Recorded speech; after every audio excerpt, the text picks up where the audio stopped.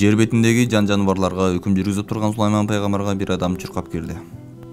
Дарбаза алдындагы кароолдорго жумушу өлүм менен өмүргө байланыштуу экенин айтып, жалынып жалбарып пайгамбарга кирүүгө уруксат алды.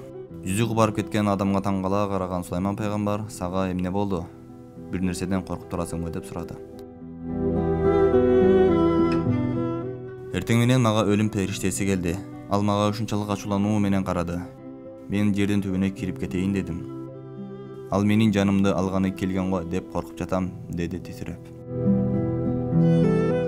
"А менден эмнени сураганы келдиң?" деп сурады Сулайман пайгамбар. "О бейбечарага кайрымдуу падышам, сен баардык жан-жаныбарлардын тилин билесиң. Шамал, суу, таш айтканыңдан чыга албайт. Сенден суранаарым шамалың мени Индустан тарапка алып барып койсун. Балким мени өлүм периштеси таппай калар", деп жалынып жиберди. Байкуш пендеге боору урган Сулайман пайгамбар шамалга буйрук берди. Шамал бир заматта Индустанга алып барып койду. Бир аздан соң Сулайман пайгамбар жамаатына келсе, алардын арасында өлүм периштеси да отуруптур. Сулайман пайгамбар ага карап: "О өлүм периштеси, сен бир адамды эмнеге ачууланып карадың? Ал байкуш сенден коркуп мага качып келди го" деп сурады. "О дүйнөнүн улуу падышасы, мен ал кишини ачууланып караган жокмун. Мен аны таңыркап карадым.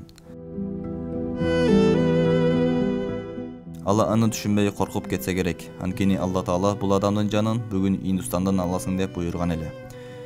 Мен аны бул жерде жүргөнүн көрүп, мунун 100 канаты болсо да Индустанга учуп жете албайт. Мен Алла Тааланын буйругун туура эмес угуп алдымбы" деп таң алган элем. Азыр болсо Индустанга барып, ал адамды таап жанын алып келдим деп жооп берди.